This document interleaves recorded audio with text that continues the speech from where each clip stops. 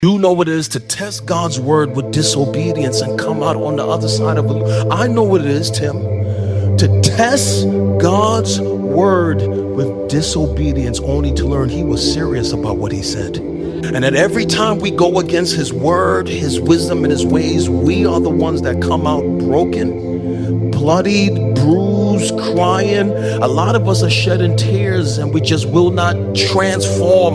We will not transform. We will not change. And I know what it is to test God's word with disobedience and realize God is actually serious about what he said. And so first, I'm a proponent for holiness, Tim, because I know the pain of disobedience. I know I'm not the only one in this room that knows the pain of disobedience, who's carrying scars on your back and seasons of regret when you said, man, had I only listened to God in this area right here, I could have circumvented that pain. I would have not lost time. I could have still had that relationship, could have still had that job, would have not lost that business.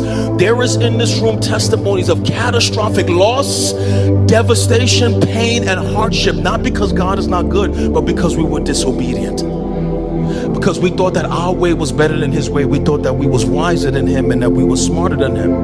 And I've learned that when God gives us commandments, he's not giving us commandments because he's trying to rob you of something. He's giving us commandments because he's trying to lead you into the best life possible. See, this is how Eve got deceived.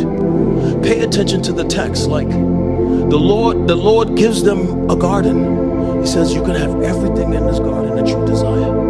Right? This one thing right here in the middle, don't touch it. And some people will ask the question like, well, why would God put something in the garden and tell me, put that temptation there?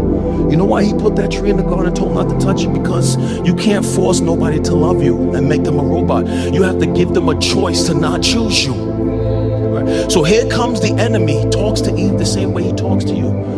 Did God really say it?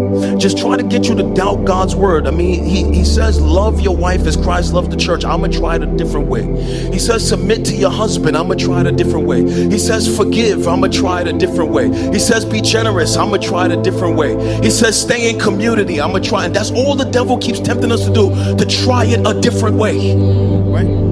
And instead of Eve being focused on everything that God gave her for human flourishing, she focused on the one thing that was a restriction, to think that God is limited. God is cruel. God is not kind. And that's the same thing that happens to us. We have all of these things in our mind that makes us think that we're going to go around these commandments and come out with a life better than the one God has planned for us. And then we bite of the devil's deceit. And then pain teaches us, oh snap, I shouldn't have touched that tree.